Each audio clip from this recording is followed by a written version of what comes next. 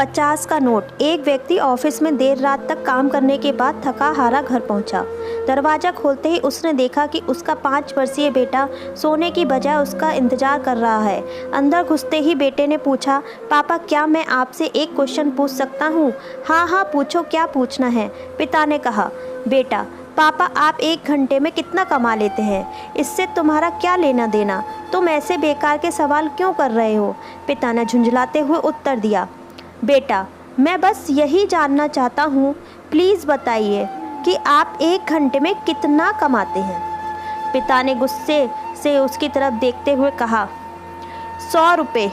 अच्छा, बेटे ने मासूमियत से सर झुकाते हुए कहा। पापा, क्या आप मुझे 50 रुपये उधार दे सकते हैं? इतना सुनते ही वह व्यक्ति आग बबूला हो उठा। तो तुम इसलिए ये फालतू का सवाल कर रहे थे ताकि मुझसे पैसे लेकर तुम कोई बेकार का खिलौना या ऊट पटांग चीज़ खरीद सको? चुपचाप अपने कमरे में जाओ और सो जाओ। सोचो तुम कितने सेल्फिश हो। मैं दिन रात मेहनत करके पैसे कमाता हूँ और तुम उसे बेकार की चीज़ों में बर्बाद करना चाहते हो। यह सुन बेटे की आंखों में आंसू आ गए और वह अपने कमरे में चला गया।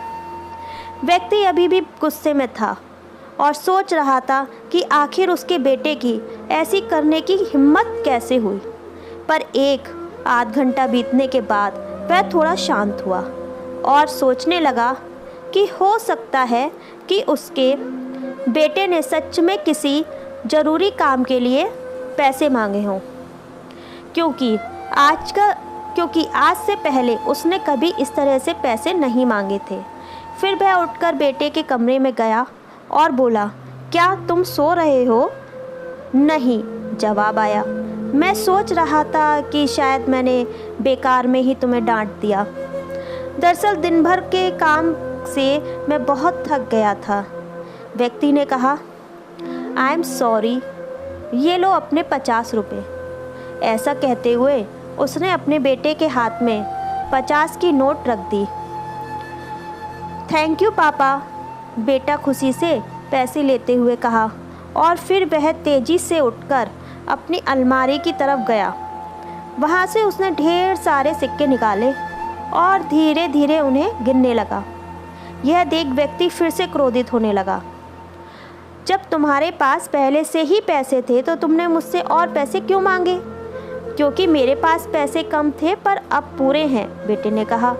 पापा, अब मेरे पास 100 रुपये हैं। क्या मैं आपका 1 घंटा खरीद सकता हूँ? प्लीज़ आप ये पैसे ले लीजिए और कल घर जल्दी आ जाइए। मैं आपके साथ बैठकर खाना खाना चाहता हूँ।